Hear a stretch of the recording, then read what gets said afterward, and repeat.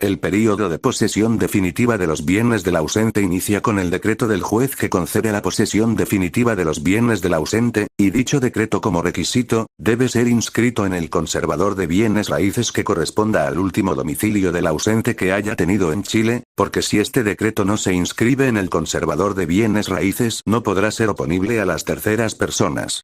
Esto en conformidad a lo que establece el inciso 4 del artículo 52 del Reglamento del Conservador de Bienes Raíces, y al artículo 688 del Código Civil, que dice: en el momento de deferirse la herencia, la posesión efectiva de ella se confiere por el Ministerio de la Ley al heredero. Pero esta posesión legal no habilita al heredero para disponer en manera alguna de un inmueble, mientras no preceda 1 o la inscripción del decreto judicial o la resolución administrativa que otorgue la posesión efectiva. El primero ante el conservador de bienes raíces de la comuna o agrupación de comunas en que haya sido pronunciado, junto con el correspondiente testamento, y la segunda en el Registro Nacional de Posesiones Efectivas. 2.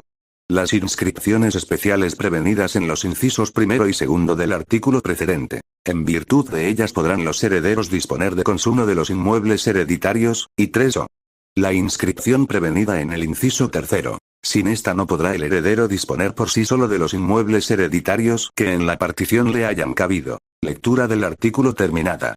En el período de posesión definitiva de los bienes del ausente las probabilidades de muerte del ausente prevalecen sobre las probabilidades de vida, de modo que puede conferirse a los presuntos herederos pleno derecho de uso, goce y disposición sobre los bienes del ausente como si éste hubiese muerto. A partir de aquí, los herederos presuntivos ya no son calificados como tal, sino derechamente como herederos, siempre y cuando hayan aceptado la herencia. Este decreto de posesión definitiva, por regla general, tiene lugar transcurrido 10 años desde la fecha de las últimas noticias, cualquiera que sea la edad del ausente, y también tendrá lugar en el caso del artículo 82, en los incisos 7, 8 y 9 del artículo 81. Las personas que pueden pedir este decreto de posesión definitiva son los poseedores provisorios, todos los que tengan derechos subordinados a la muerte del ausente y todos los que indica el artículo 91 del Código Civil, que dice: decretada la posesión definitiva, los propietarios y los fideicomisarios de bienes usufructuados o poseídos fiduciariamente por el desaparecido, los legatarios, y en general todos aquellos que tengan derechos subordinados a la condición de muerte del desaparecido, podrán hacerlos valer como en el caso de verdadera muerte. Lectura del artículo terminada. Si el ausente hubiese estado casado, termina el matrimonio y también, de acuerdo al artículo 43 de la Ley de Matrimonio Civil, se declara terminado el matrimonio por muerte presunta en los plazos que indica el mismo artículo 43. El artículo 42 de la Ley de Matrimonio de Civil señala que con la declaración de muerte presunta termina el matrimonio, y se disuelve también el régimen de bienes que hubiese habido en ese matrimonio, y lo mismo sucede en respecto de los plazos que establece el artículo 43. Segundo efecto, aquí ya se pueden ejercer todos los derechos que existan y que sean supeditados a la muerte del causante.